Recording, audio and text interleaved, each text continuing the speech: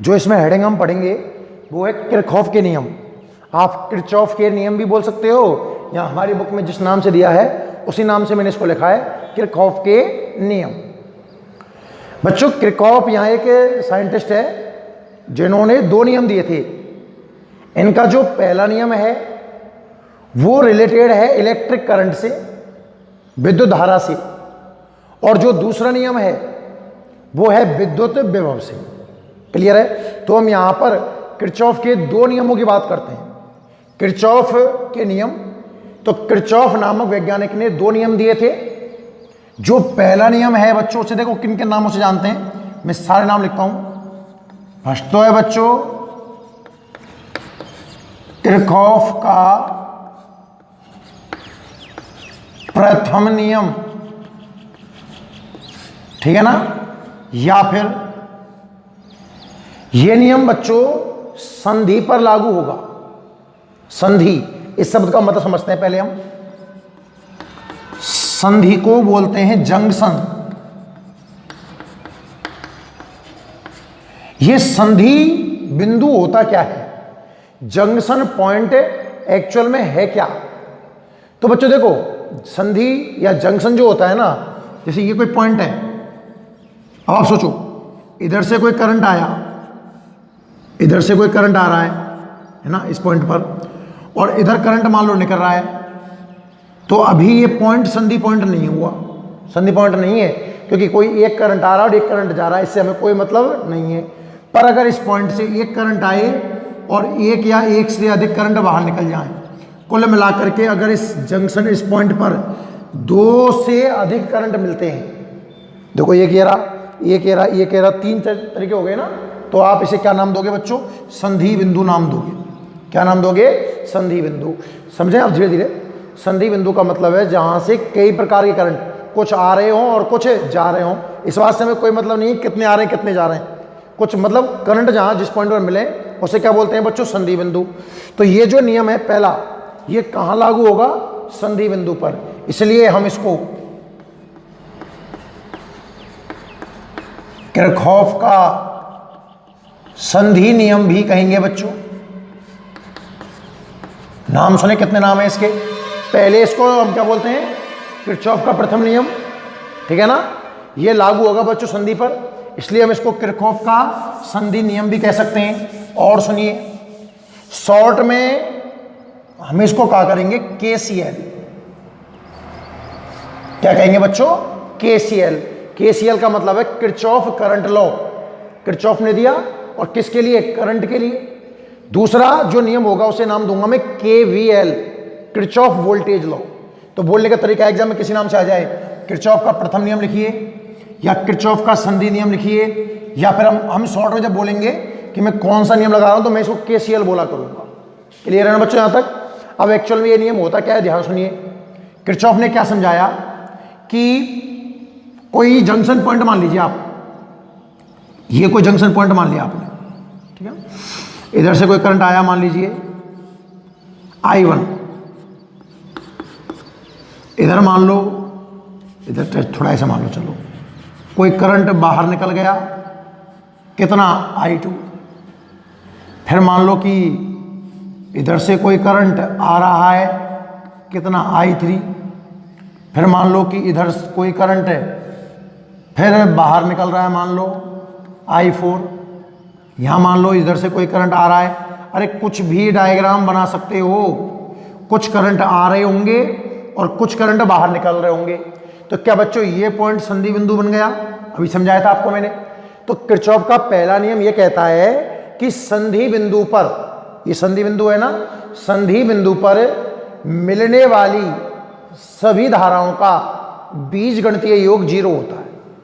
संधि बिंदु है ना, ये आने वाली धारा को मान लो इसने प्लस का माना, ऐसा कोई रूल नहीं है कि आप आने वाले करंट को ही प्लस का मानोगे।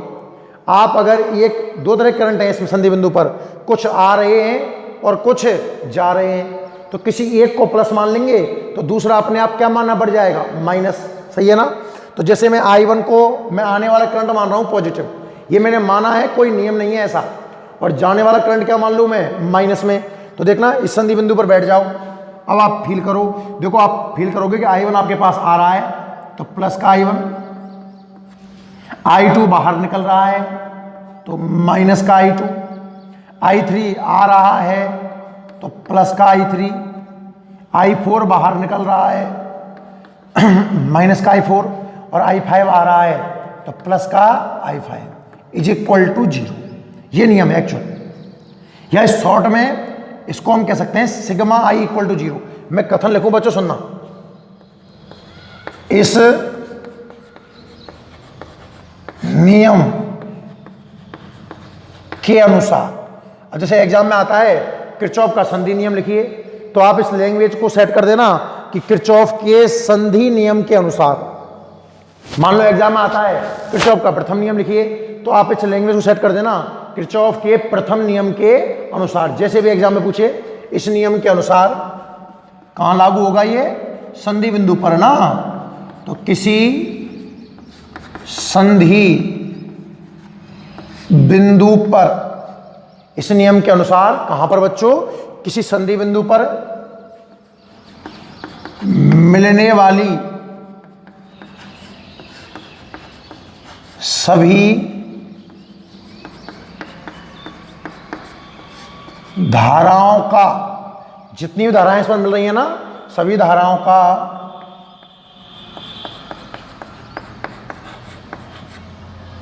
बीजगणितीय योग शून्य होता है।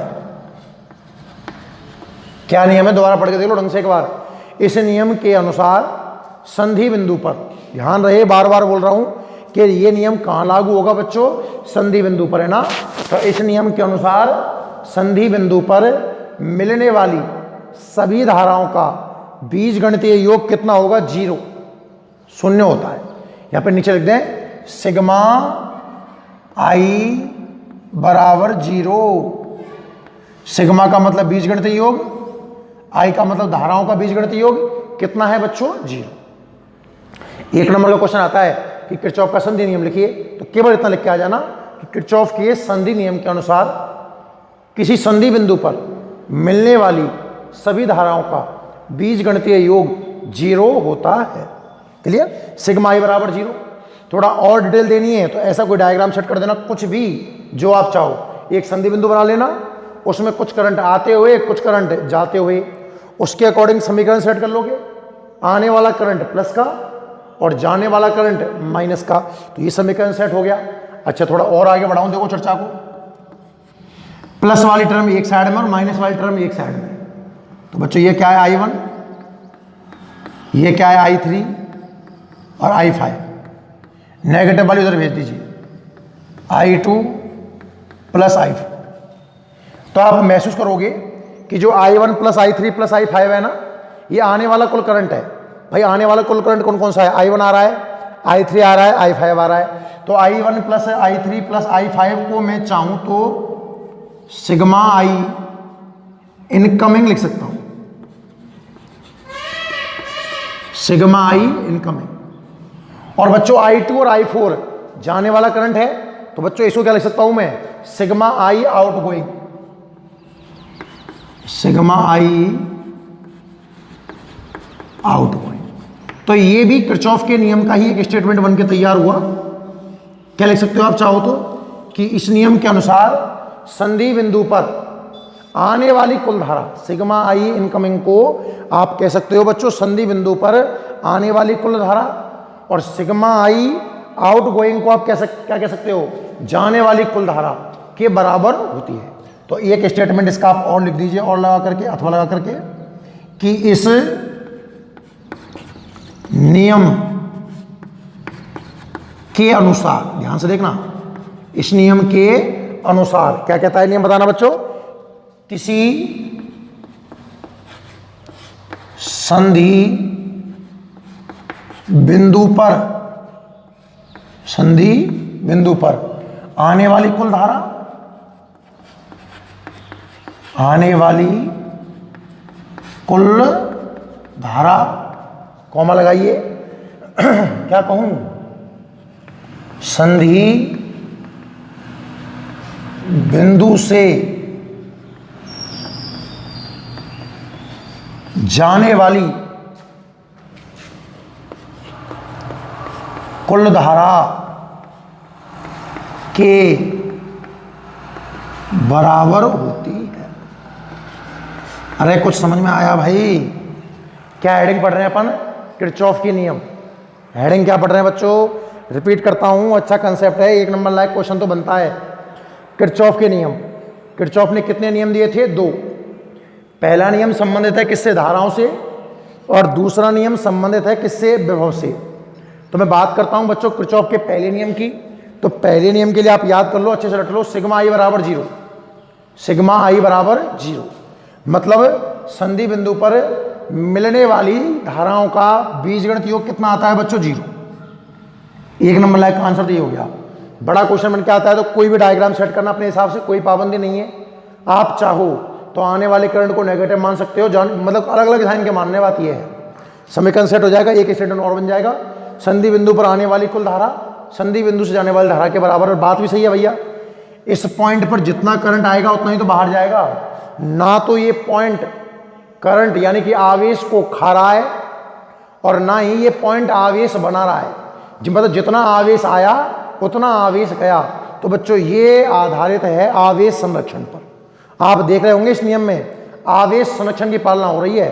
तो एक एरो लगाकर आप ये भी लिखिए कि KCL जो किरचॉफ करंट लॉ है या किरचॉफ का प्रथम नियम है या किरचॉफ का संधि नियम, कुछ भी लिख देना, KCL किस पे आधारित है बच्चों? आवेश संरक्षण पर। अच्छा क्वेश्चन बनता है ये कि किरचॉफ का जो पहला नियम है वो किस पे आधारित है? आवेश संरक्षण पर। इसमें चार्ज कंजर्वेशन लगा हुआ है। उम्मीद है आपको यहां तक समझ में आ गया होगा। तो आप जल्दी से इसको नोट कर लीजिए। चलो हेडिंग लगाओ। हेडिंग लिखे बच्चों किरचॉफ के नियम। हेडिंग लिखें आप किरचॉफ के नियम, ठीक है। उसमें पहली हेडिंग बना लें किरचॉफ का प्रथम नियम या किरचॉफ का संधि नियम, और ब्रैकेट में लिख लें KCL, ठीक है ना।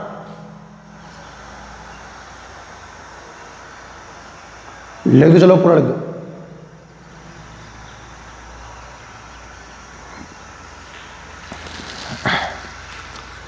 पूरा ढंग से लिख दो। चलो स्क्रीन पॉज कर लो और पूरा बोर्ड से लिख दो, ठीक है। मैं इसको साफ करता हूं, जल्दी से पूरा लिख लीजिए, स्क्रीन पॉज करके, है ना भाई। बात करें अब हम इस पर बेस कुछ क्वेश्चनों की। देखिए अब 2 तरह के क्वेश्चन बन सकते हैं इसमें। एक तो 1 नंबर में यही पूछ लेगा वो कि किरचॉफ का नियम लिखिए, किरचॉफ का संधि नियम। ये बोर्ड में बच्चों कई बार क्वेश्चन आया हुआ है। तो अब देख लेना कि क्वेश्चन कितना बड़ा है। 1 नंबर का है तो जरूरी नहीं है कि हम दोनों स्टेटमेंट लिखें और ये पूरा लिख के आए, बिल्कुल आवश्यक नहीं है ना। तो 1 नंबर में आप जवाब 1 नंबर के हिसाब से ही दोगे। अब बात करें इसके क्वेश्चनों की, है ना। तो हमारी बुक में सबसे पहले जो एग्जाम्पल दिया हुआ है ना, देखना बुक पेज नंबर 119 निकालें। Example number 6.1, example number 6.1, page number 119। Book तो आपके पास में है ही है, जिनके पास नहीं है मैं क्वेश्चन बोल रहा हूं। चित्र में एक डायग्राम बना हुआ है, पहले डायग्राम बना दूं।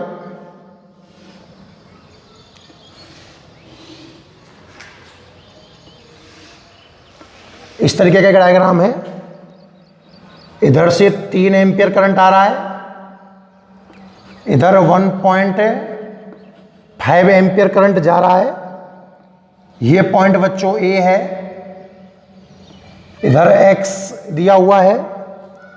ये पॉइंट B है, इधर से 1 एम्पियर करंट बाहर निकल रहा है। यहां Y दिया हुआ है। ये पॉइंट C है, यहां 0.25 एम्पियर करंट बाहर निकल रहा है। और ये है बच्चों I।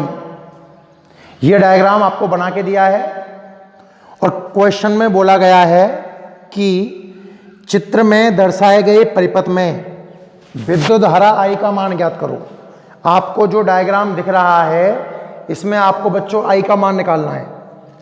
तो देखो ओरली तो हम बहुत इजी निकाल सकते हैं। ध्यान से देखिए, 3 एम्पियर करंट यहां से आया, 1.5 इधर चला गया, 1.5, तो बचा कितना होगा 1.5। आवेश संरक्षण है ना, x का मान कितना होगा 1.5, 1.5 आया, उसमें से 1 निकल गया, कितना बचा होगा 0.5, उसमें से 0.25 निकल गया, तो बच्चों 0.25 बचा होगा I का मान। आप क्वेश्चन को देखते आंसर बोल सकते हो, लेकिन मैं तरीके से कराऊं, अगर एग्जाम में आ जाए तो कैसे करोगे आप। आपको इसमें 3 संधि बिंदु दिख रहे हैं, A, B और C। जरूरी नहीं है कि ये एक से अधिक संधि बिंदु होंगे, संधि बिंदु एक भी हो सकता है। इस क्वेश्चन में एक से अधिक है। तो सबसे पहले मैं बात करता हूं संधि बिंदु कौन सा बच्चों, A पर।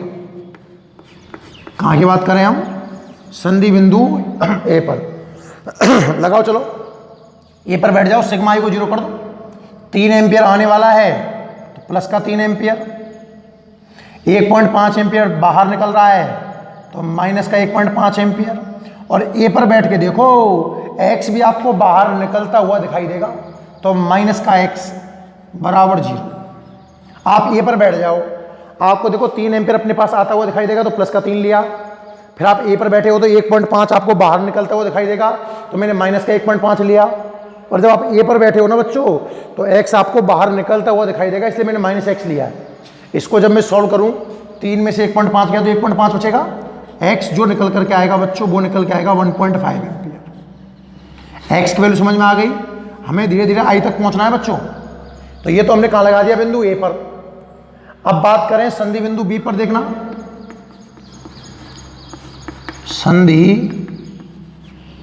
बिंदु कहां पर, B पर।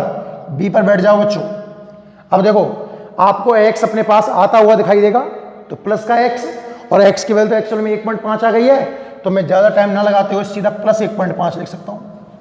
वैसे लिखा तो मुझे प्लस x चाहिए था, x में फाइंड आउट कर चुका हूँ। एक आपको जाता हुआ दिखाई देगा तो माइनस का 1, और बाई बाहर निकलता दिखाई देगा तो माइनस बाई बराबर 0। जब आप सॉल्व करोगे तो बाई की वैल्यू 0.5 यानी कि 50 लिख दूँ, कोई दिक्कत नहीं है। ये किसकी वैल्यू आ गई, बाई की वैल्यू।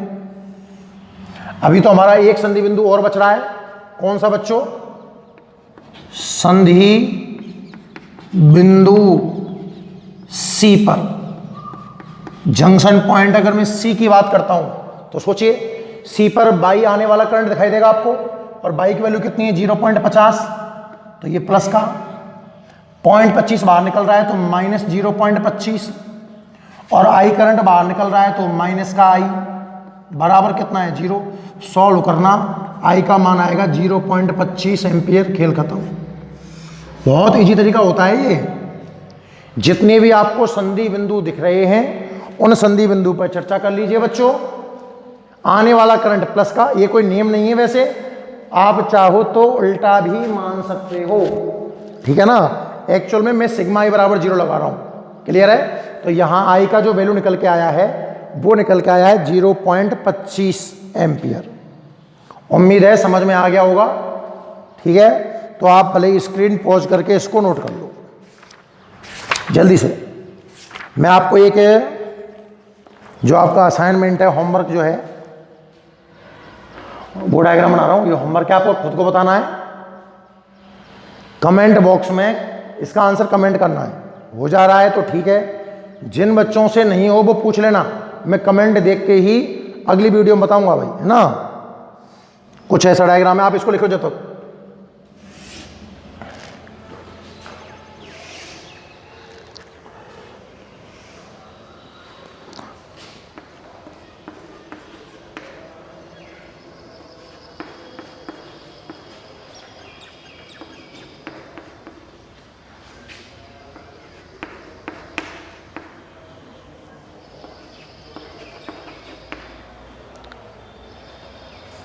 ठीक है, लिख लिए होंगे भाई। नहीं लिखा है तो स्क्रीन पॉज कर लें, है ना। जल्दी करो चलो।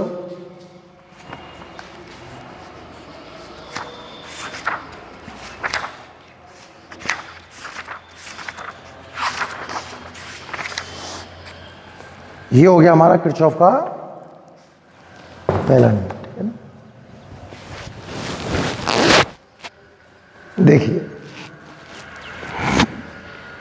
क्वेश्चन ये है, होमवर्क, दिए गए चित्र में आई का मान निकालो। आपको बच्चों इसमें आई का मान निकालना है। तो आप देख पा रहे होंगे इसमें एक ही संधि बिंदु है, तो इस संधि बिंदु पर किरचॉफ का नियम लगाइए और आपको किसका मान बताना है, आई का। ये होमवर्क है जिसका जवाब आपको कमेंट बॉक्स में देना है। उम्मीद है आपको किरचॉफ का पहला नियम समझ में आ गया होगा, है ना। ये था किरचॉफ का पहला नियम, साफ कर रहा हूं। अब बात करते हैं हम किसकी, किरचॉफ के दूसरे नियम की, ठीक है ना। हेडिंग लगाओ चलो जल्दी से, किरचॉफ का द्वितीय नियम। अब ये जो सेकंड नियम है बच्चों, ये लागू होता है लूप पर। जैसे पहला नियम लागू होता था आपका कहां पर, संधि बिंदु पर, ऐसे ही दूसरा नियम कहां लागू होगा, लूप पर। तो एक तो बच्चों इसका नाम क्या हो जाएगा, दूसरे नियम की बात कर रहा हूं मैं, एक तो नाम हो गया इसका किरचॉफ का द्वितीय नियम, और किरचॉफ का संधि नियम ना बोलकर आप इसको क्या बोलोगे, किरचॉफ का लूप नियम, और केसीएल ना बोल के आप इसको बोलोगे केवीएल। थोड़ा थोड़ा बदलाव है, कहानी कुछ वैसी ही चलने वाली है। तो हेडिंग लिख लें आप, किरचॉफ का द्वितीय नियम, किरचॉफ का लूप नियम, या फिर केवीएल। ध्यान से बोर्ड पे देखिए। एक्चुअल में लूप क्या होता है इसकी चर्चा करते हैं बच्चों। लूप क्या है, तो जैसे संधि तो आपको समझ में आ गया, जहां कई प्रकार के करंट आकर मिल रहे हों वो क्या है, संधि। लूप क्या होता है बच्चों, एक बंद परिपथ टाइप में होगा। देखो जैसे कि यहां प्रतिरोध है, फिर यहां एक बैटरी लगा दी, घुमा दो, यहां प्रतिरोध लगा दो, यहां प्रतिरोध लगा दो, फिर यहां एक बैटरी और लगा दो, ये लो, फिर यहां एक बैटरी लगा दो, ये लो, फिर यहां प्रतिरोध लगा दो। मेरी बात समझना आप ध्यान से, इसे बोलते हैं बच्चों लूप। क्या बोलते हैं इसको, लूप। लूप क्या होता है, बैटरी और प्रतिरोध से निर्मित एक बंद परिपथ होता है।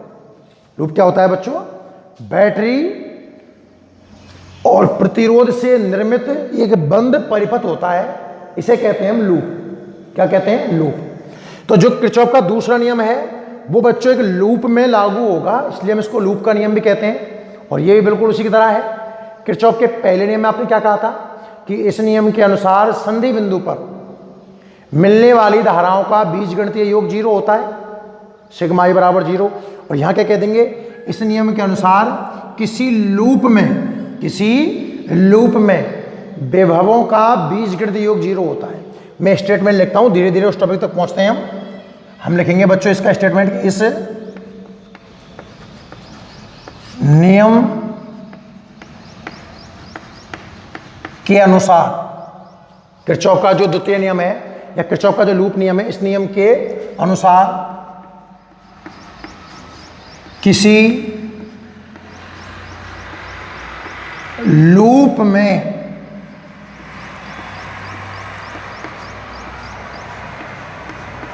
विभवों का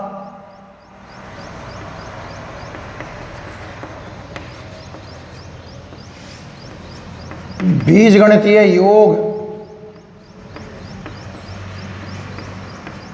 कितना होता है, 0 होता है।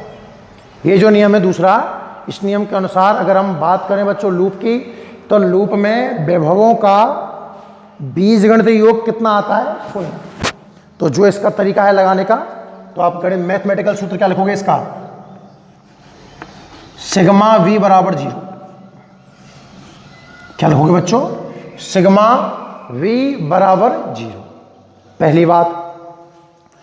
इसका एक दूसरा स्टेटमेंट भी है, जैसे उसका दूसरा स्टेटमेंट क्या था कि संधि बिंदु पर आने वाली कुल धारा संधि बिंदु से जाने वाली धाराओं के योग के बराबर है। इस लूप में आपको 2 तरह के एलिमेंट दिखेंगे, एक तो प्रतिरोध और एक बैटरी। तो प्रतिरोधों का जो कुल वोल्टेज है वो बैटरियों के कुल वोल्टेज के बराबर है। 2 ही तरह के एलिमेंट दिखेंगे, प्रतिरोध और बैटरी। प्रतिरोध का वोल्टेज होगा V बराबर IR से निकालेंगे, और बैटरी के ऊपर तो वोल्टेज पहले से लिखा होता है, तरीका बताऊंगा अभी आपको मैं। तो इसका जो दूसरा स्टेटमेंट है वो ये है कि इस नियम के अनुसार इस नियम के अनुसार प्रतिरोध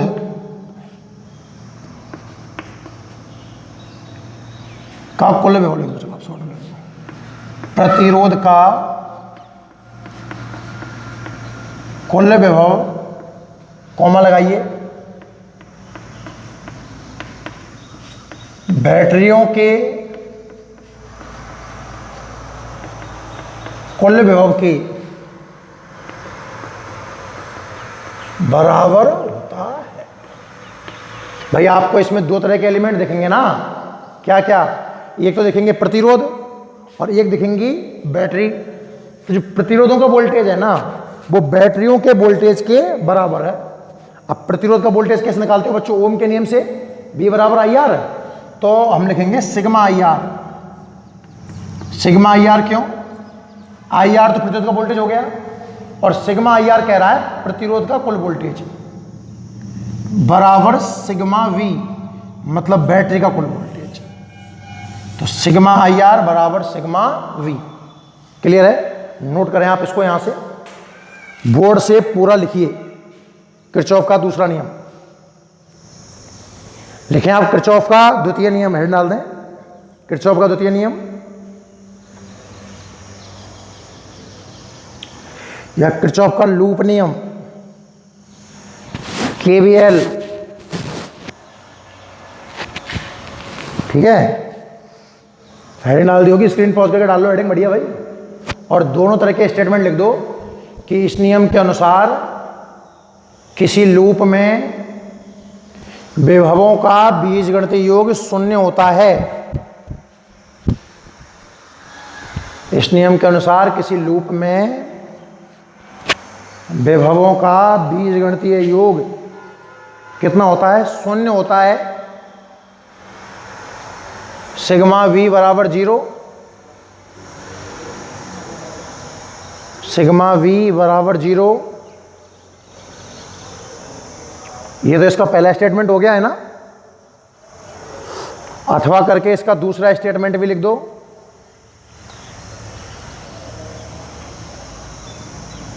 अथवा करके इसका दूसरा स्टेटमेंट भी लिख दो कि इस नियम के अनुसार